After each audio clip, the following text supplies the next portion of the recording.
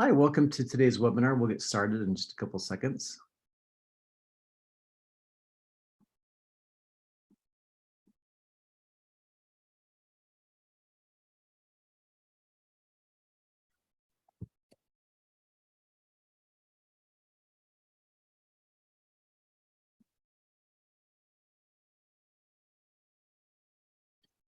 Okay, welcome to today's webinar called Semi-Automatic Hex Meshing of Complex Parts with Coreform Cubit. So I am Matt Cederberg. I'm the CEO of Coreform, and Greg Vernon, the Coreform Director of Engineering, will be presenting the webinar today. And this will be about 30 minutes. And the focus of the webinar is to explain to you one of the most powerful features of Coreform Cubit that can be used to create nice hex meshes, which is the composite surface tool.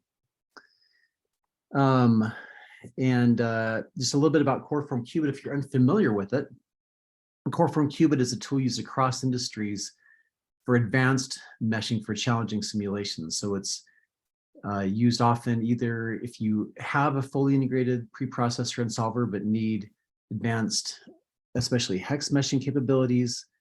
It's also used if you're using a solver that doesn't have a preprocessor, and it can give you all of the CAD import and cleanup and hex meshing that you need. Also at Coreform, we're developing a new solver based on isogeometric analysis, and we've added capabilities to that to Coreform Cubit as well. But today, I guess before we get started, I just want to have a little poll so that Greg can frame his remarks to understand who's in the audience today. So we're just curious what your experience is with Coreform Cubit. If you could respond, how many models have you successfully hex meshed with Coreform Cubit? Have you never made any models yet? Have you done just a few, maybe 1 to 10? 10 to 100, and then we figure once you've done about 100 models, you're an expert. And so we're curious if we've got any of those in the line as well. So let's leave this on for another couple seconds. Okay, so here's the results of the poll. So Greg, it looks like the majority are just beginning. They're just starting out with Coreform Cubit, which is probably perfect for the material you've got prepared today. In case you find yourselves a little bit left behind, what Greg's going to assume is that you have basic familiarity with Coreform Cubit. If you don't have that yet, you can go to our website, go to the tutorials dropdown under Coreform Cubit, and then if you scroll down a little bit, you'll see these step-by-step tutorials. This getting started tutorial PDF gives you the foundation of everything that you'd need to follow along today if you want to see the recording that we'll post later on YouTube. And then for more detail later on, you can come down to these Cubit 100 and Cubit 200 tutorial courses that will really build on what Greg's done today. And finally, just a word about hex meshing in general. So our opinion about the emotions surrounding hex meshing, it is often, and sometimes it's kind of fun, but that's often a necessary evil of just what you need to do to get a well-behaved, efficient simulation in most traditional solvers. And so at Coreform, we've created a Cubit, which we believe is the industry's best hex meshing tool. Sometimes it's still honestly not the funnest thing in the world. And so what we've done is made available a lot of our expert engineers that can help you and give you guidance throughout the way. So you can always go to our forum. That's forum.coreform.com. We respond pretty quickly. And especially if you're getting a free trial, we really want you to get onboarded fast. Your time is really valuable, and we've realized that if we spend just a session or two with you meeting and discussing your problems, we can either recommend Cubit or help you get on and evaluate something else pretty quickly. So after the webinar, if that looks interesting, please feel free to reach out to me and we can get something scheduled with you one-on-one. With that, let me turn the time over to Greg. And I guess final word, throughout the webinar, if you have questions, please just type them in and we'll respond to them as soon as we can. All right, well, thanks, Matt. So as Matt said, and let me just double check, Matt, that we're seeing my Coreform Cubit screen. Yep. Great. So yeah, as Matt said, I'm going to talk today about a composite surface tool, which you may be familiar. It creates virtual topology. Um, and it's a really powerful tool for being able to create hex meshes on some difficult to hex mesh parts. But it's oftentimes a bit of maybe a confusing tool, or maybe not sure where to use it. So hopefully today we'll be able to answer some of those questions that come up. So what I'm going to do is I'm going to import a couple of geometries and show just applying composite surfacing on those two. So I'm going to import a simple assembly that you might normally in a large assembly, you might build a mid surface and model these as shells. But what we're going to assume here is that we've got maybe some failure, that some nonlinear deformation, plasticity has been going on in this assembly, and so we want to perform a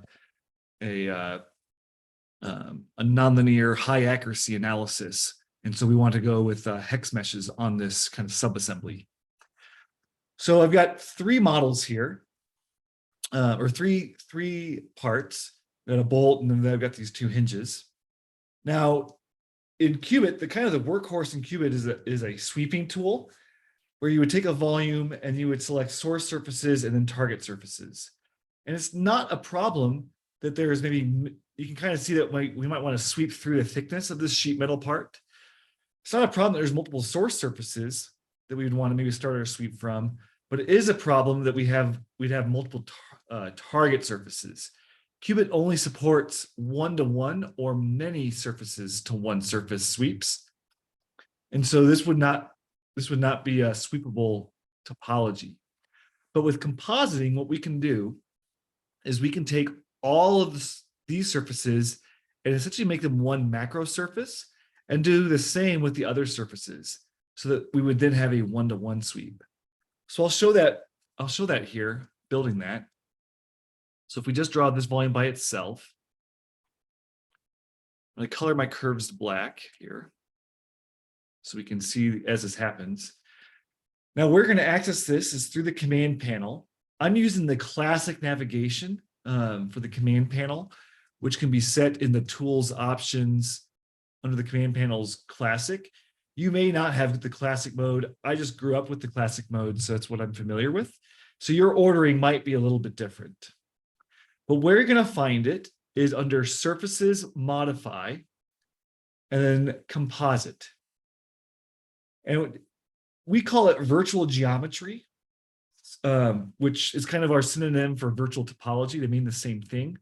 Some of our operations in Cubit are virtual, and you'll see that in a little box here that'll kind of identify that as such.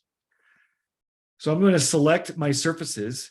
Now I could try to manually go through and select multiple surfaces, but that might be a lot of clicking. So one of the things that's really cool in Cubit is if we select a surface and then right click, we have options for selecting multiple surfaces at once. This is like a cavity, so we could select your entire cavity, and that selects multiple surfaces. But it's also, these surfaces are all tangent and continuous with each other, so we could also have selected continuous here. So I'm going to select those. It automatically populates the pick widget here for how many surfaces I'm selecting. I'm going to go ahead and apply. And what you'll see is that once I've hit apply, what had been solid black curves are now these dashed lines. Those dashed lines essentially mean that the meshing tool is going to ignore those boundaries. So just to show that real quick, if I build a quick mesh on this, you'll notice how these elements, if I flip back and forth, they still are matching to the geometry, but they're no longer restricted to the topology of these surfaces. And if I were to refine the mesh more, we would get closer and closer geometric approximation. But now I'm going to go ahead and select the other surfaces on this other side. I'm going to composite those as well. I'm going to delete my mesh real quick. And so I can now mesh this volume. So if I go into my mesh mode, volume, sweep, I can then pick my source surface. Notice it's a single ID now, and then a target surface to a single ID. and that builds the mesh on that part. Similarly, I can do that with this other part. I can take that same approach of doing composite surfaces.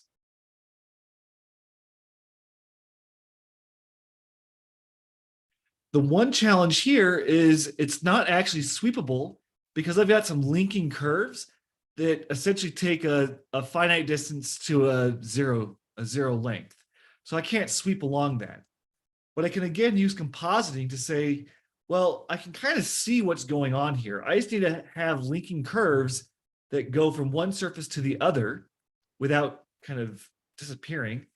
So I'm just going to select these surfaces and composite them together into a single macro surface. And so now we can see that that topology is going to be ignored by the mesher. And I've got a similar case over here.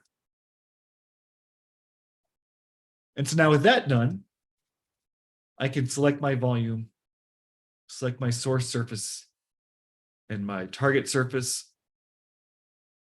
and build my mesh. Now I could even have gone a little bit more heavy on my compositing. We see here that there's maybe like a small surface here as well. I could have composited that in too. So anyways, Cubit's thinking here real hard. I've got a development build here, so it's got a little bit of maybe some stability issues. So we'll wait on that, but that'll finish meshing at some point. I'm also going to show on another assembly or another model that's maybe a little bit more challenging. So let's say that we've got this gearbox housing and we want to run an analysis on this, but let's say for sake of argument that we noticed that we'd had maybe some failure occurring in this standoff here. And so we want to have maybe a detailed mesh of the fillets on this model or on this subregion, but we don't really care about the fillets everywhere else. As we can also see that there's also some kind of orphan curves and maybe some embossed features that we wouldn't want. So I'm going to show some cleanup first of this model before we go with meshing. And there's like a free surface here too. So one of the things I like to do is we can clean up all of these free curves either by selecting them in our model tree and deleting them. We could also run a command that's say delete curve all in our command line, and that would delete them all. Or through the GUI, through the curve tool delete, and we just say all, this will only delete orphan or free curves. So it won't delete curves that are already part of a volume. So we see I deleted that and some of these curves have gone away. I still got this surface here. I can delete that as well by just deleting all. So it's just deleting those kind of unowned surfaces. Now, compositing is a virtual operation with surfaces, but we also have real operations like the, so if we were still under the geometry mode, surface, modify, if instead of compositing, we chose remove, we'll see we don't have that virtual geometry box here. So this is going to be a real geometry operation. And what I can do is I can say just select a single surface inside of these subregions. And notice if I have remove cavity on, that will then remove all of these surfaces, which would almost have been the same as if I'd right-clicked and said select cavity. So you can kind of see what's going to happen if I had that remove cavity on. I could only select a single surface and remove them from the model. So just some like really quick tools to do some of that. Additionally, we mentioned previously that maybe we don't want to have to worry about a lot of these fillets. So we can select surfaces quickly. We can select similar surfaces. So I've selected these two fillets here. When I right-clicked and said select similar, it selected the surfaces over here as well. And I can remove those just through like an extend. And so I can select an entire blend chain and remove them. And so it's a really quick way to remove a lot of fillets from your model, as well as you select a blend chain and you want to select any other blend chains that are equivalent to that. That's going to select the opposite side as well and remove them. Say that we want to remove like these little holes that we don't really care about.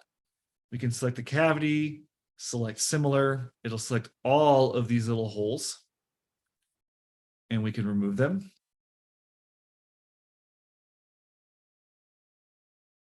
If you select a surface and say just from your mouse, you maybe had just missed by a little bit. If you hit the tab button, it'll cycle through selections. So by selecting a single surface, I can then find that internal surface. So I'm going to select this hole, select similar. It's going to select the other hole over there. Insert those into my pick widget, remove them.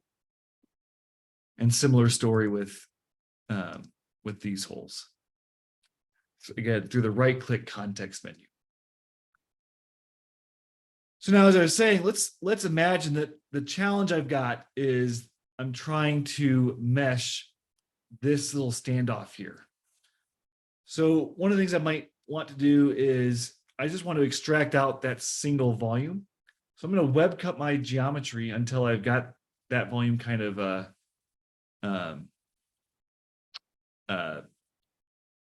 isolated. So I'm going to sweep a surface here. And sweep this surface perpendicular.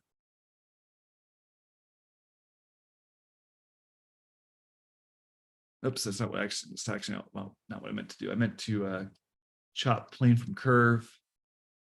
So I'm going to cut this volume. I oftentimes like to do this preview to see what my cuts are going to be doing.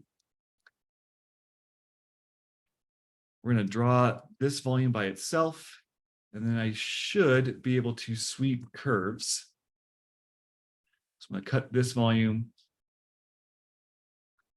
with these curves swept in the -1, 0 direction.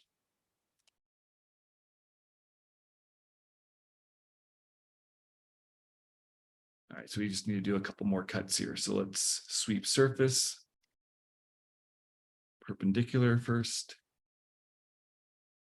This may actually do what we wanted. Good. So one of the things I wanted to do here is this fillet.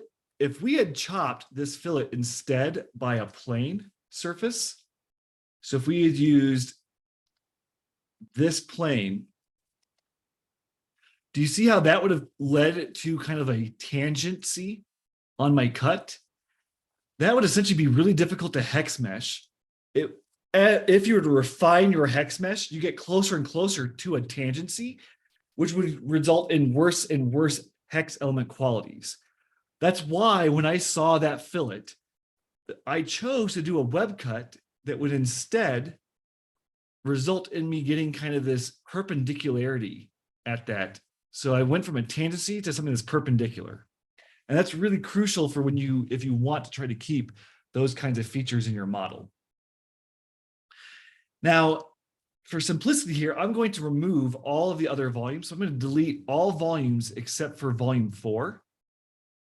So I'm just going to type it in my command line here, delete volume all except volume 4. And that's using the extended Boolean functionality of the command line. And then I'm going to compress. And I've just done that just so that we can just show how we're going to mesh this one volume and use compositing to help us out here. So if we just explore this volume a little bit, some of the things we'll notice are I've got these shoulder fillets that these curves, if I kind of like look at them, they don't quite line in a plane. And some of these are like a straight line, but this is like an arc curve that kind of comes out of the plane. And this curve takes like another angle. So you can kind of see, I can't really do a cut. Oh, and one more surface I meant to remove here real quick is this little surface. There we go. So I can't just chop off maybe. It's maybe a little bit confusing how we would do that. So what I'm going to do is I'm going to start by I've kind of mentally already have segmented this volume into different regions. I can kind of see how, again, I can get myself perpendicularities by, say, chopping this volume with this curve, taking the normal at this vertex, which is going to just, oops. But yeah, that's right. So even if we were to do that, you can see that I don't even have planarities here. And so oftentimes a similar functionality to like the plane from curve is to actually do this sweep surface. So I'm going to take this volume, I'm going to sweep this surface perpendicular to itself. And then that's going to get me that nice little cut across that that surface here. So that's the cut I'm going to do. So hopefully that's kind of clear why I've done that. But that separates this volume from everything else. Similarly, I can kind of see that I can get a perpendicular cut if I chop this volume here. So what I'm going to do is I'm going to choose a plane vertex. I'm going to cut this volume. The 3 vertices I'm going to use are going to be these 3. Now, what you'll notice is if we look at what this cut is going to do, we can tell I'm going to get some thin, kind of slivery surfaces that maybe would be traditionally really difficult to mesh. But we're going to utilize compositing to remove those away. So if we just draw this volume, again, we see that there are those slivers. What I can do is I can come in, I can composite these together into a single surface again, which will get rid of them. So we know that we can do that. We're going to hold off on that for now because we're going to do some more cutting of this volume. But that's going to be our strategies. We know we can come back through and composite. What I'm going to do is I'm going to try to cut this so that I'm going to kind of try to cut in like an H here to chop off these shoulder fillet regions. And then I'm going to be kind of like left with a square in the middle. So again, I'm going to use chopping by plane vertex. So I'm going to choose these vertices to make this cut.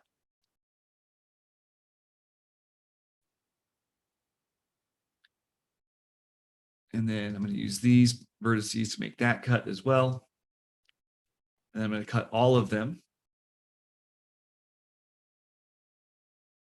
with vertices that come from these volumes to make this cut.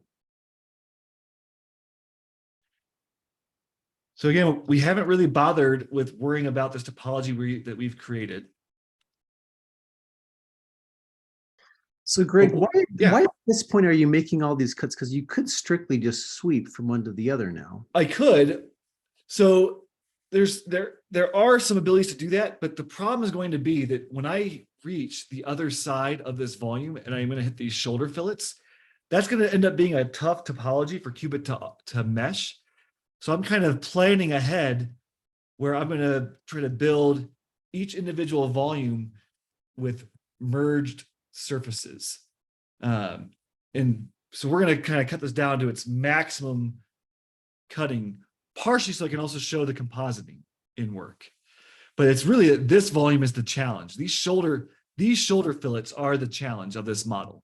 Where traditionally I might just, because they're so challenging, I would remove the surfaces and make them sharp corners and get rid of that issue because of that.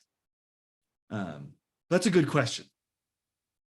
But I typically find that when I have problems that are like this, that I find that these work really well if I just kind of chop them up as much as I can. So I'm going to draw vol all except vol 2 and 3. But thanks for the question. That's a really good question, and it's really insightful. So now what I'm going to do is I can use that same select cavity or select continuous to select all of those little sliver curves in kind of this feature and composite them together. And they're only, because these are separate volumes, they're not stretching over to the neighbors.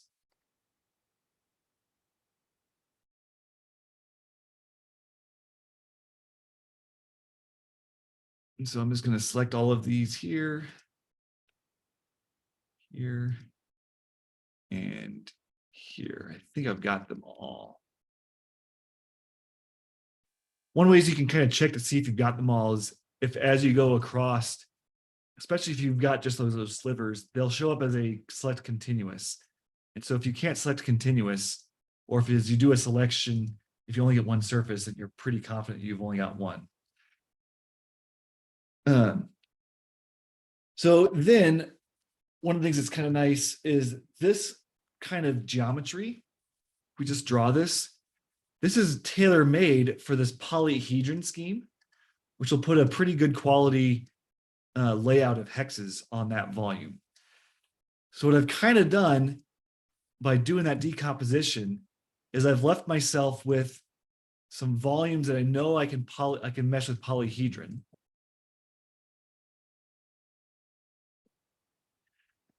And then I've got some nice or some other surfaces that maybe are going to be like nice structured. So I've kind of built up what that sweep could have looked like, but I really do like to cut them up like this. If we delete the mesh, we can kind of look at the neighbors. If we were to do a quick imprint all here, we'll notice that this neighboring volume is going to have that topology coming from its neighbors. That is, again, needing to be able to sweep through. So I'm going to even have these cuts go through this volume. I could have done cutting all the volumes all at the exact same time. I wanted to show why we might have done that. That again, when we want these conforming meshes, we're going to have topology shared across these boundaries. And it's this topology that then has to work its way over to the shoulder fillet. So let me quick here, I'm going to draw this volume and then with this volume so they can kind of quickly get what those cuts are. I can cut my volume from plane surfaces. In fact, I'm now going to do all. So I'm going to cut with this plane. Oh, actually, no, I don't want to do that because that's right.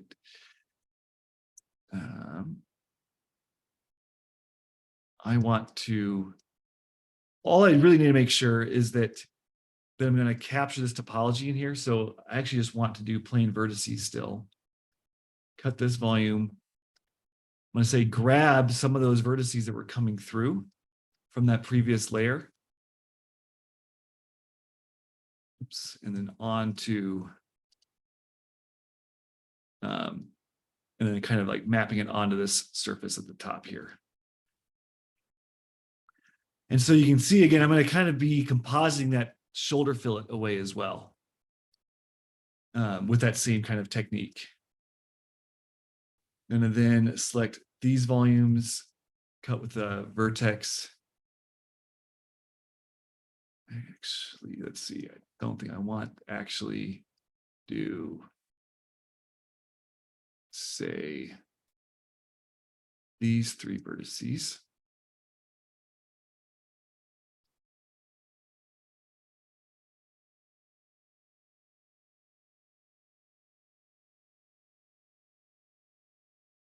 And then we're going to want to cut on these vertices. So again, I'm trying to keep that topology from the neighboring section so that I won't have to go back and recut my previous volume.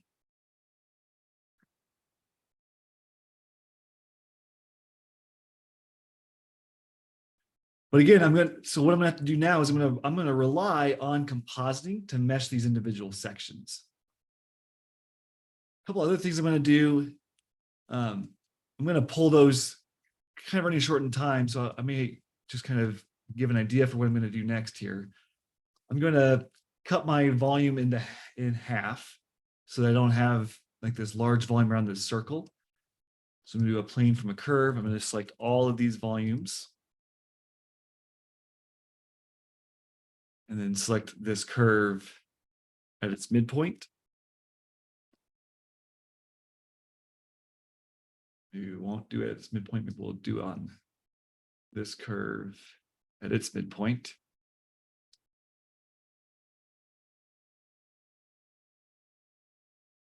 And then I'm going to cut these volumes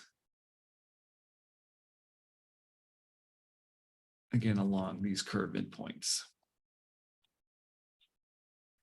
So what I've kind of done is I've now got some kind of blocky sections that I can see how I can build, or how Cubit's going to be able to build this. I can even do like a polyhedron mesh on these volumes.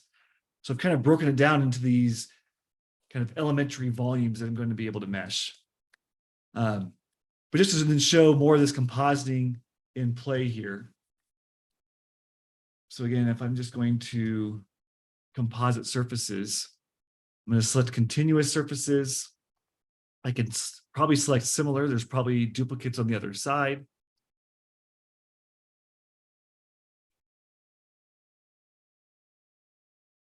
And just come through and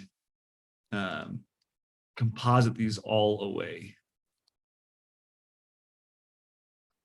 So that's kind of the strategy that I've done here. I think we're just about out of time, Matt, so I may leave it here, but this is the strategy of compositing away so that I don't have to worry about trying to mesh this complex topology in my resulting mesh.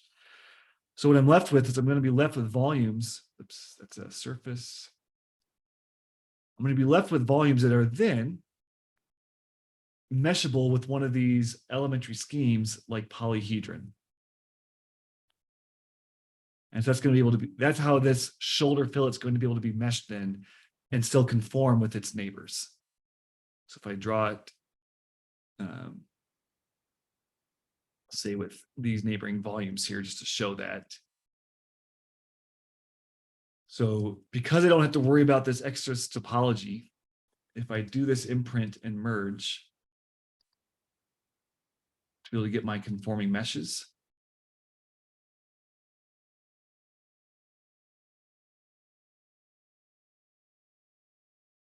oops, we typically start with, let's mesh the polyhedron volume first, and then mesh the neighbors. So that's how we're going to end up building this model, is through that decomposition and compositing of surfaces. And so you can see there's a lot of surfaces here that we're going to go ahead and composite away. And that's typically what my strategy for meshing these kinds of volumes, where I really care about getting highly accurate results for plasticity and stresses in a kind of high quality analysis. And I like to build these meshes kind of from the ground up like that.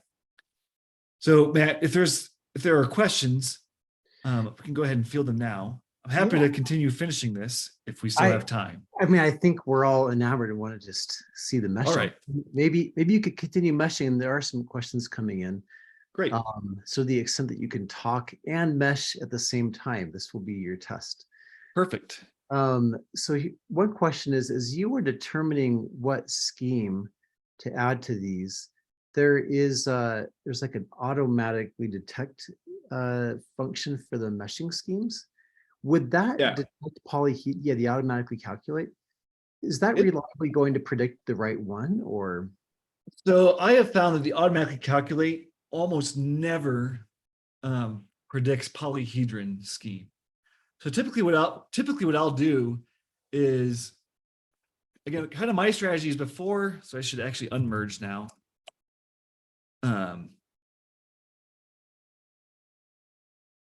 Before I ever do the imprint merge and mesh, is I will typically just try to select all and mesh all the volumes separately and see what volumes don't mesh, right? And if there are volumes that don't mesh, that can either be that they have topology that's still like a challenge, like I haven't composited these surfaces yet, or that they are a polyhedron scheme.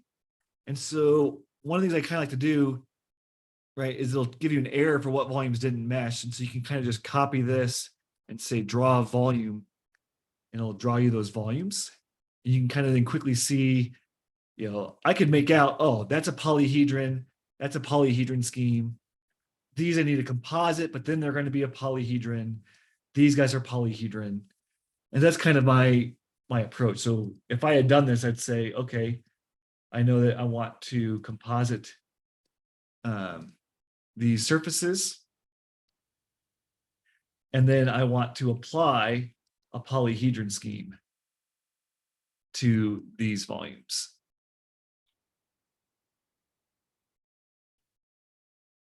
Again, I'm getting that warning because I haven't yet done my imprint and merge.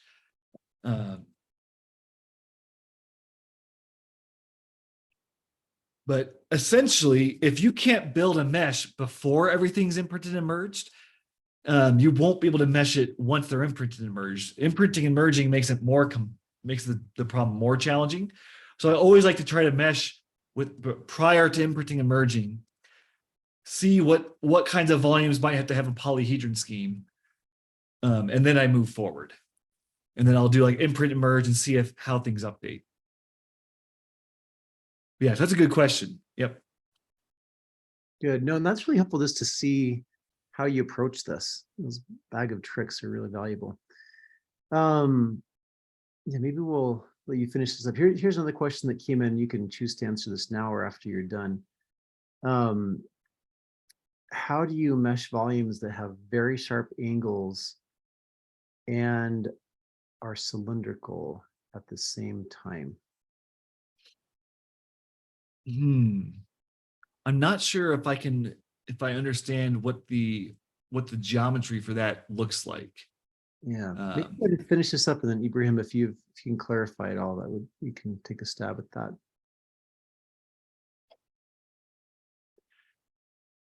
Yeah, maybe if you've got if you can find a picture on Google Images of something that's similar or something, and if you find a link, you can drop it in the chat, or if you're able to share even a screen, if you're able to share like an example, we could maybe even talk about it. But yeah, without seeing it, I'm not sure I quite understand what it is, unfortunately. So where are you at right now when you're troubleshooting this, Greg? So right now, what I'm doing is I'm propagating my cuts through my volume. So I'm just propagating them up. These aren't strictly needed, but since I've already kind of gone in, I've kind of decided that this is like the one volume I care about, or the one region I care about. And so I am okay spending time doing extensive web cutting on this singular area that matters to me. And I want to make sure it's robust. And so what I'm doing now is I'm just coming through and propagating my cuts through my model. Yeah, because it looked like you already meshed this successfully, right? I meshed it with without having it imprinted and merged. And so it was that would be a non-conforming hex mesh. So the regions weren't connected yet. But you could have just imprinted and merged directly. I could have, but that may have resulted in some challenging topology that I'd need to come through and handle. And so I chose to, instead of relying on the imprints and resulting in maybe a challenging interval solving problem, that I'm going to come through and propagate my web cuts through. So if it's crystal clear to me how the volume gets meshed, it'll be crystal clear to Cubit how it's supposed to be meshed, is what I'm banking on here.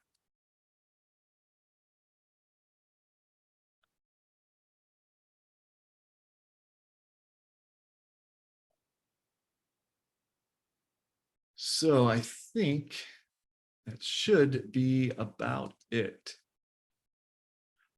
So one of the things I kind of like to do is, if I've done all of this extensive web cutting, I should probably just double check that I don't have any other slivers. I should be able to now just do a merge all. I can draw a surface all with is merged. So I can see if there's, so I can see one of these I can see is that there's between, let's see, where was that?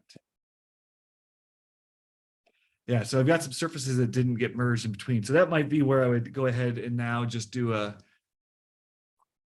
well, I guess I want to composite this surface, don't I? So let's composite and similar, composite those away.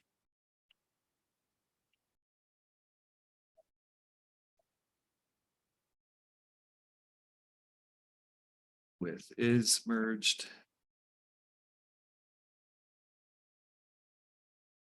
It looks like I've got every surface. We're just about missing a couple. So I may do at this point, do my imprints because I'm pretty far along. So imprint all.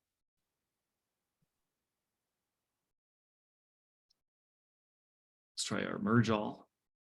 And what I probably need to do, so I can again do I'm going to reset vol all. I'm going to mesh vol all to see what the default schemes get assigned and what ones struggle. So again, I've got these 6 volumes that didn't mesh. I'm going to set them to polyhedron. And then I typically like to mesh those volumes first. But actually what I'm going to do is I'm actually going to start by meshing from one side and then through and up. So I should be able to mesh these volumes all in one go. If they can't, probably need to set this to a polyhedron scheme. I think it's probably a sweep. So let's set our polyhedron scheme. Yep, they were sweeps. So we'll mesh those.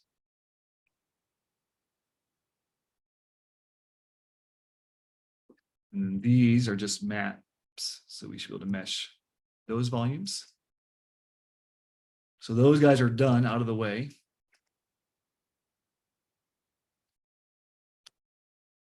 Then we can see about trying to mesh these middle volumes. I'm going to draw these by themselves.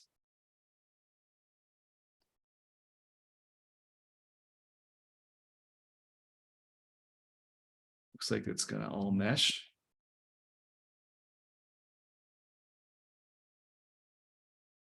These guys probably need to be meshed first. So let's go back to our, we'll mesh these volumes. Mesh these middle volumes. Okay, so this is where we've got, let's take a look at their topology here. It's really interesting how the order matters here, isn't it? It is, yep. Typically, I like to go from most constrained volumes to least constrained. So these are clearly a constrained volume.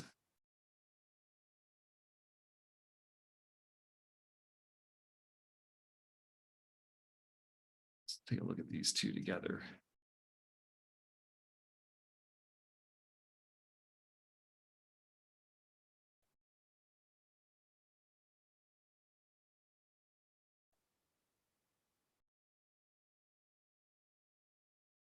So why are you turning on the vertices here?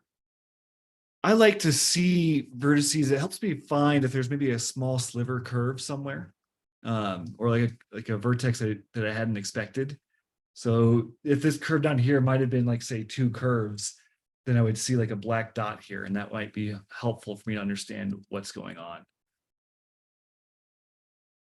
Okay, so we mesh those together at the same time.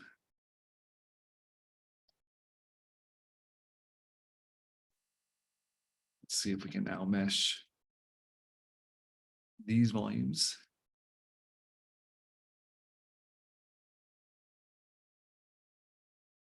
Volumes around.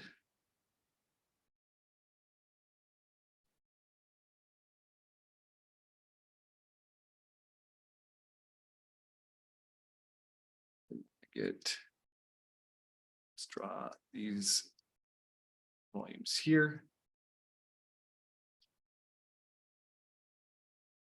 See if we can get them all in one go. We did. Should be able to now mesh these volumes on the very edge.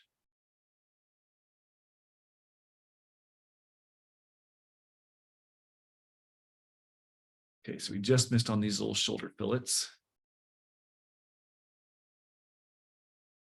So we kind of are making like mental notes here that I've got to be able to mesh these guys probably first, along with those other polyhedrons. So we're going to kind of extract out what seem to be the challenge volumes.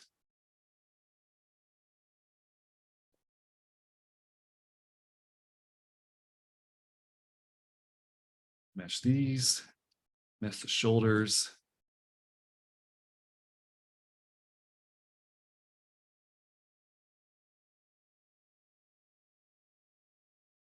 All right.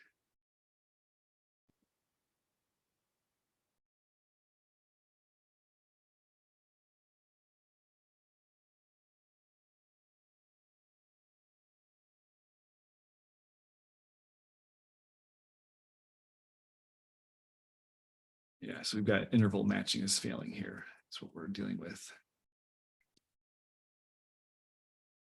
And that's again, just like from composite or from imprinting and merging becomes a challenge here. So let's try.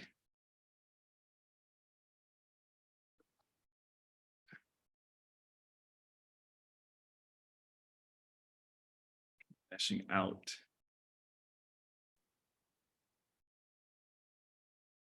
See if we can mesh. Okay, so let's try from here now.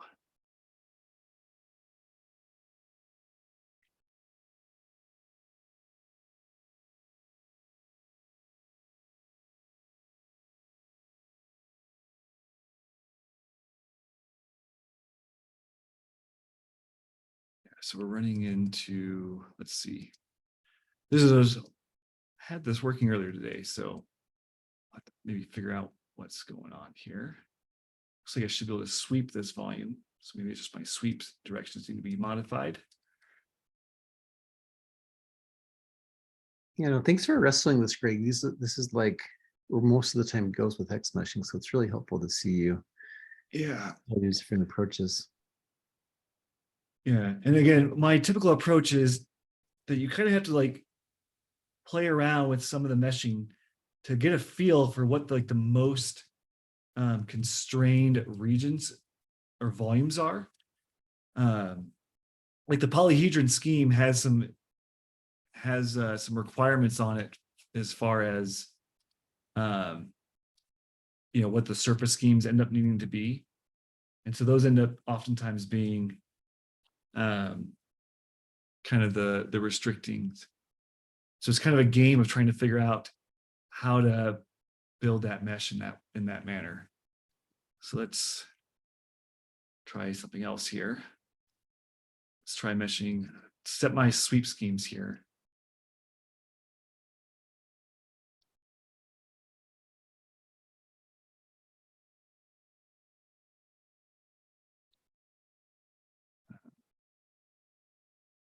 Might have accidentally changed those to away from polyhedron.